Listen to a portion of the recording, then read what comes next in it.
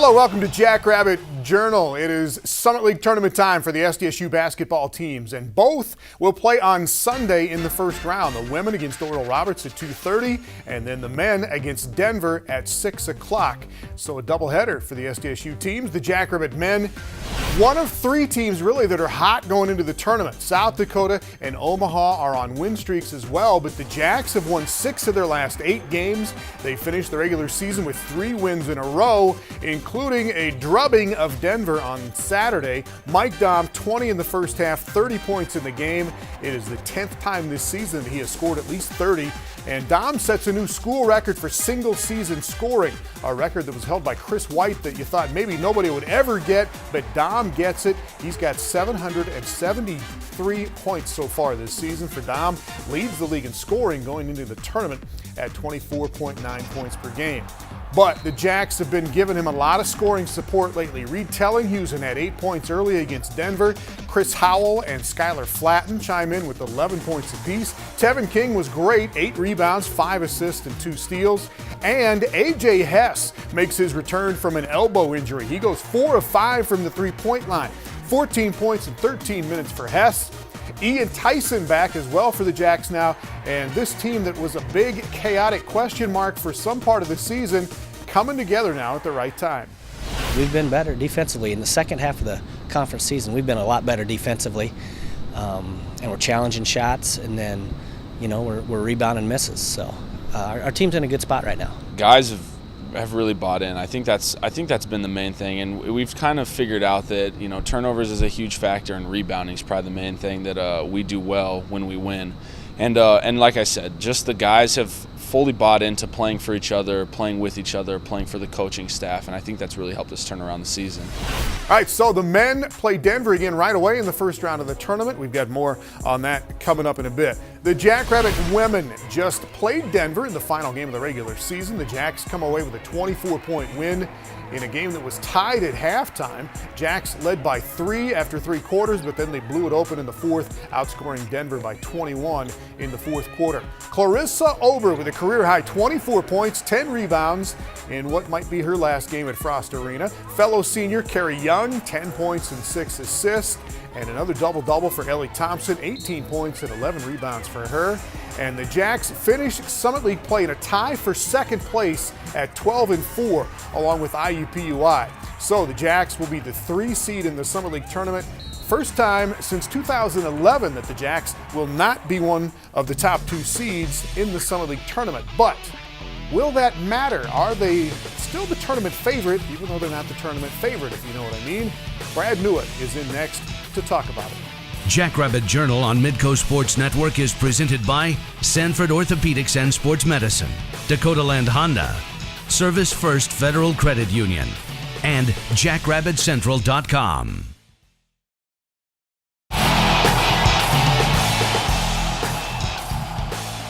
Welcome back. You will find all of the first and second round games from the Summit League Basketball Championships here on Midco Sports Network. We've got the quarterfinals on Saturday and Sunday, and then the semifinals on Monday. Brad Newitt will be there as the Jacks play a doubleheader on Sunday, Brad. Women against Oral Roberts at 2:30, and then the men against Denver at about 6 o'clock on Sunday night. And let's talk about the women. Western Illinois is the 1 seed. IUPUI is the 2. South Dakota State is the 3.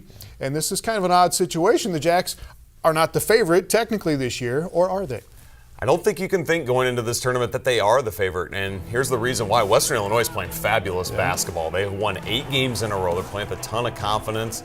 Teams have not been able to beat them here in the second half of the Summit League season. I think they have to certainly be considered the favorites. And then, Tom, you look at IUPUI, they're a team that's playing really good defensively, and these are 2 teams that South Dakota State lost to now, albeit on the road here of late. It's certainly going to be a different matchup if they match up in the Summit League tournament playing in Sioux Falls. The thing I like, though, for South Dakota State, this is a team, obviously, that has been through the tournament, is used to playing in big moments in the tournament. You can't say that about Western Illinois and IUPUI. And think about this. Since the first year the Jacks were eligible for the Summer League tournament, that was in 2009, 8 years in that stretch, they have won the regular season 4 times and won the tournament 3 times. In the 4 years they did not win the regular season, they have won the tournament every year doing that. So that is remarkable, and you got to wonder if they can keep that going. So just keep that in mind. They will play Oral Roberts in the first round. The Jacks beat Oral Roberts by 21 in Tulsa back in mid-January, and then beat them by 47 at Frost Arena 3 weeks ago. What do you think about this matchup? It's a great draw for South Dakota State in their first game. I think very happy, I think, that they were able to avoid Omaha, because Omaha at the 5 seed is playing really good basketball. And Oral Roberts has played good ball here of late, but they had a pretty easy end of their schedule, playing North Dakota State, Denver at the end. South Dakota State has played dominant basketball against Oral Roberts, as you mentioned, in the first 2 games. I think this is a really good matchup for the Jacks in the first round, though. And Oral Roberts was missing a couple of players when they got thumped by 47 in Brookings. But still, if the Jacks do get to the semis, probably will face IUPUI. As you said, the Jacks beat them pretty good at home, won by 18. But then the Jaguars won by 5 in Indianapolis. They have played each other in the tournament twice over the years. SDSU has won both of those. But what about this potential matchup in the second round against IUPUI? Well, again, I think IUPUI, they're not a team that, in a program that has a lot of tournament history. So I think that does favor South Dakota State. I think the thing that you've got to watch out for if you're the Jacks, this is a team that in South Dakota State has had some moments struggling scoring the basketball. Now, I think they've gotten better because they've really focused on their inside attack. But that's going to be tough against IUPUI. They've got a really nice post defender that can really help clog things up in IUPUI. So I think this is going to be a really tight game, Tom, if these two do match up in the semis. A key for SDSU, take care of the basketball if you have to go against that pressure defense of the Jags. If you do that, I think you'll come out on top. All right, Western Illinois and South Dakota and Omaha are all on the other side of the bracket. They are all teams that have beaten the Jacks this year. All of those were road games, albeit for South Dakota State. And again, most years the Jacks do have a little tournament magic, as we have talked about. But you just, I don't know, the feeling this year, again, without Macy Miller, being able to make big shots at tournament time, you kind of wonder if SDSU's women are going to be able to get through and do it again.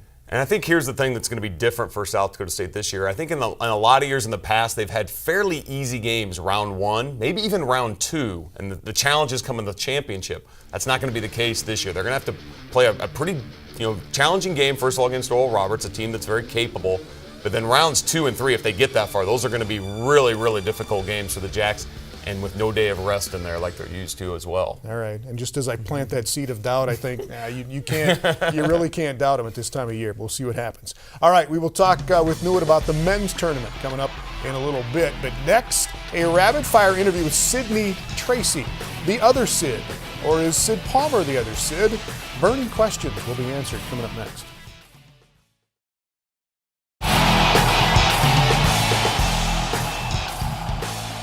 Welcome back. The Jackrabbit women have relied on a couple of Sydneys off the bench this year. You got Sid Palmer from Pierre and Sid Tracy from a small town just northwest of the Twin Cities in Minnesota. Here is Sydney Tracy in the rapid fire interview with David Brown.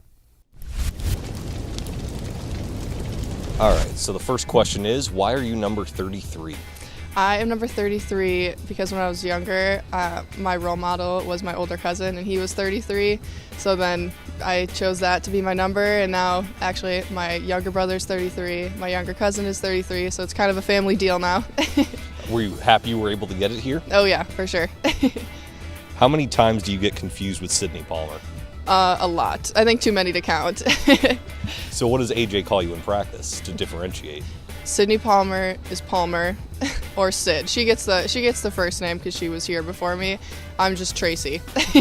But sometimes it's a little shaky on who's who. Have you gotten used to Tracy? Yeah, for sure. Who was your basketball idol or basketball hero growing up? I was always a big LeBron James fan, but really I don't know. That's kind of a hard question. I've watched a lot of basketball growing up, but I would say LeBron overall. Any women's player you looked up to? Maya Moore, probably, but. It's a pretty good answer. Favorite TV show? My favorite TV show is Stranger Things. I just started it. It's really Netflix. good. Yeah, it's Netflix. Really good. It's a good one to pick. All right, you're from St. Michael, Minnesota. What is your favorite part of your hometown? My favorite part of my hometown is probably my neighborhood where I live. So. Just a lot of fun, friendly people growing up? Yep, exactly. Do you have either a favorite nickname or a nickname that you hate the most? My favorite nickname is probably Stacy people call me that because my first name is Sydney and last name is Tracy, so somehow they get Stacy out of that. But so. Do you enjoy being called Stacy? Yeah, I think it's kind of fun, but we'll see if it sticks. Favorite food? My favorite food is watermelon. Watermelon? Watermelon. I've never heard that one before. Yeah. Why watermelon? I don't know. I've always loved watermelon, but I always get the same response when I give people that answer. Do you eat it during wintertime, summertime? Oh yeah, all the time. All year round. All right, you're a Minnesota girl, so this is important. Yep. Okay. Target or Walmart? Target. 100% Target. Exactly. Headquarters in Minneapolis, you got to pick Target. Another Minnesota question. Is it Duck Duck Grey Duck or Duck Duck Goose? Duck Duck Grey Duck. Thank you very much. Once again, confirming my suspicion that Minnesota people are the best. So, the final question. Horse contest between you and your teammates. Who wins? Carrie Young. A lot of people say Maddie, but you say Carrie. I say Carrie. Not going to pick yourself? No. I don't think I'd be up there for this one. At least you're honest. Thanks so much. Well, up next, tournament time for the Jackrabbit men. We will tell you exactly how far they're going to go this year when we come back.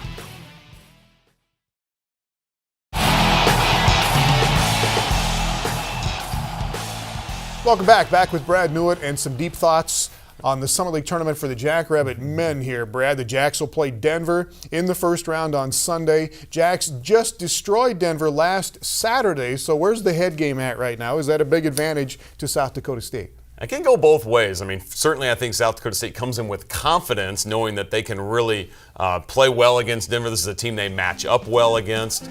I think especially because Denver doesn't have real athletic guards, Tom. They have good guards, very skilled, but they're not athletic, and those are the teams that have given South Dakota State trouble. But on the flip side, we saw this play out last year. South Dakota State really thumped Oral Roberts last game of the year. I think they went into that Summit League tournament thinking that first round game was going to be easy, and it certainly wasn't. Oral Roberts gave them everything they wanted. So you got to be cautious here if you're SDSU. Don't get overconfident thinking this is going to be an easy game. Denver's going to have nothing to lose. They're going to probably throw some different things at the Jacks than what they did last Saturday. So I expect this to be a much closer game in Sioux Falls. All right, talk about last year's tournament, and everybody remembers this. Last year in the semifinals, Denver had a 13-point lead on the Jacks with 5 minutes to play in the game. And then DeAndre Parks got hot. Jake Biddle hit a free throw with 2 seconds left to give the Jacks the lead. Parks fouls Joe Rozga, and he misses that free throw that everybody remembers. Jackrabbits win by 1. And it doesn't have any real bearing on the matchup, obviously, this year, but it's still a great storyline to think about. It certainly is. I mean, that was one of the most classic games, I think, probably in Summit League tournament history, at least of late, and so much drama as a part of it. I will say this, though. It's got to be in the back of the minds of some of these Denver players. And you look at the Denver roster, and it's all the same guys back. And believe me, I think that's going to be on their mind. They certainly would love to get some revenge after what happened last year. All right, what is the formula right now for South Dakota State? Dom gets 30, a couple other guys come along, get 12, 14, and get into double digits. What else is the formula right now to win for the Jackrabbits? Well, I think you said one of the keys, and that is the supporting cast. And South Dakota State's getting that right now, whether it's been Reed Tellinghusen, Skylar Flatten, who's really been shooting the basketball well of late. And now who knows what we're going to get from A.J. Hess. He comes back really in his first game against Denver last Saturday. Hits 4 of 5 from the three-point line, Tom. He looked great shooting the basketball. And so if those extra contributors are there alongside Dom, that's really making South Dakota State tough to guard.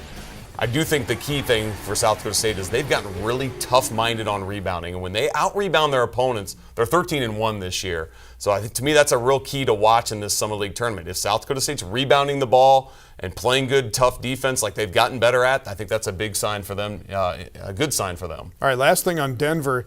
If you're Denver, what would you do defensively this time around against Mike Dom? He had 29 at Denver. He had 30 in this game in Brookings last week. Well, Denver has guarded Dom in both games with their posts, whether that's Daniel Amigo or Christian Mackey coming off the bench. And both of those guys are very physical players, but they don't move real well. And the problem they've had is matching up with Dom on the perimeter. If I'm Denver, I would try mixing this up. I think C.J. Bobbitt, their four-man, who's 6'7", very athletic, might be a better matchup on Mike Dom, especially taking away his three-point shot. That also leaves Amigo or Mackey to stay inside and protect the rim. That's another area where South Dakota State's hurt teams is they pull the other team's best post defender away from the rim. That's opening up driving lanes for guys like Chris Howell.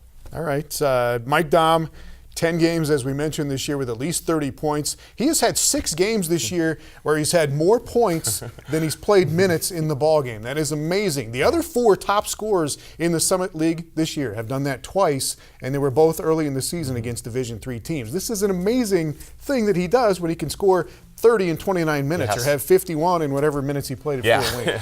It really is. We should be savoring all of this as basketball fans, what we're getting to witness from Mike Dahm, because it is a special thing. His efficiency, the percentage he shoots at too, is really good. Near 50% on the season. His three-point percentage over 40%. So we need to relish the fact that he is able to do this, and really not playing 40 minutes a game is very phenomenal. All right, if the Jackrabbits get by Denver in that first round, likely would set up a semifinal matchup against the Coyotes from South Dakota, and this would be awesome, would it not? It would be really awesome. I mean, you want to talk about an anticipated game, and I think mostly because the 2 games these teams have played have been completely down to the very last shot both times. It would be a great environment in the Denny to see that happen. South Dakota State won by 1 at home. That was way early in the Summit League season. And then the Coyotes get them by 2 down in Vermilion. So we'll see if we can get that South Dakota State-South Dakota matchup in the semifinals this year at the Summit League tournament. Thanks, Nuit. We will see you there. Up next, one of the guys who has turned it on in the second half of the season for the Jackrabbits. He's from Wisconsin, came through Kansas, and now to Brookings, Jackrabbit sophomore Chris Howell on how he has adjusted to life and hoops at South Dakota State. Jackrabbit Journal on Midco Sports Network is presented by Sanford Orthopedics and Sports Medicine, Dakota Land Honda, Service First Federal Credit Union, and JackrabbitCentral.com.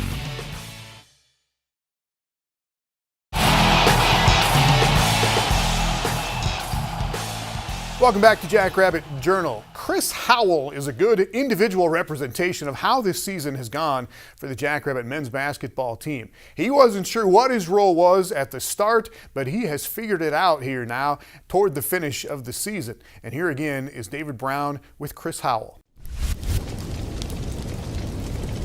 All right, Chris, so the very first question is, why are you number 3?